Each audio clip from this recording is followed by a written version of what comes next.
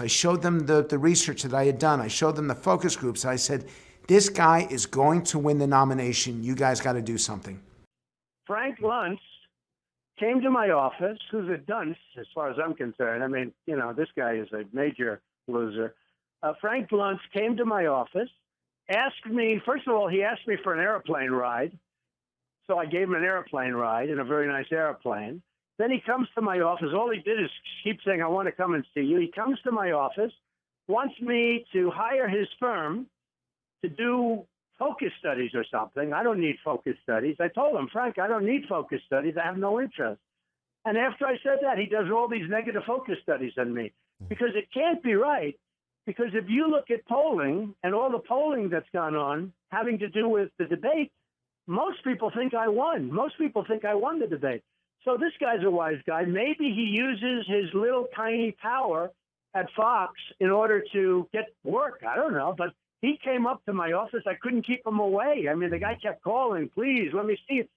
So I see him. I say, Frank, I have no interest in your polling and your focus groups. It's not. By the time you do your group, the deal will be dead, assuming I'm doing deals, which I'm not doing anymore because I'm running for president. So I told him no. And now every time I see a poll, it's negative. I mean, the guy's a lightweight. So I want total lightweight. Donald Trump hated me. He hated me from the beginning. We did a focus group the night of his first debate. And our participants, it was on Fox News, our participants didn't like him. They thought he was rude. They thought he was overly aggressive. They liked the fact that he was willing to challenge the status quo. They liked his willingness to bring up political correctness, but they didn't like him as a person. And that was an interesting foreshadowing of who Trump became for his second election. But I don't have a great history with him because he was very critical of me, very critical of what I do and how I do it, because it was critical of him. And the truth is, he can't take criticism. And we should have seen this at the very beginning. So I had done these groups for Fox News. We are 3 months into the campaign. This is September of 2015.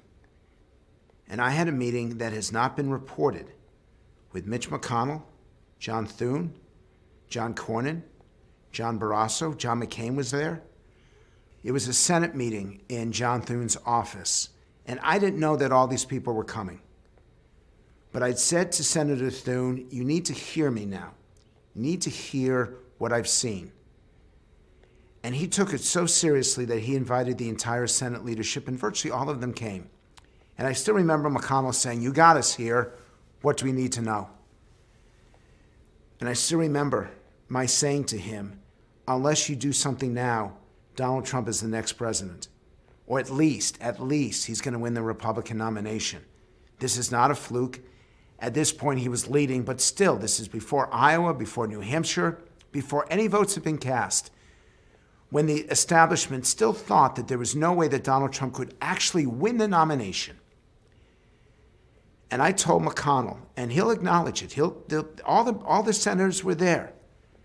And I showed them the dials. I showed them the research that I had done. I showed them the focus groups. I said, this guy is going to win the nomination. You guys got to do something. So I showed them the research that I had done. I showed them the focus groups. I said, this guy is going to win the nomination. You guys got to do something.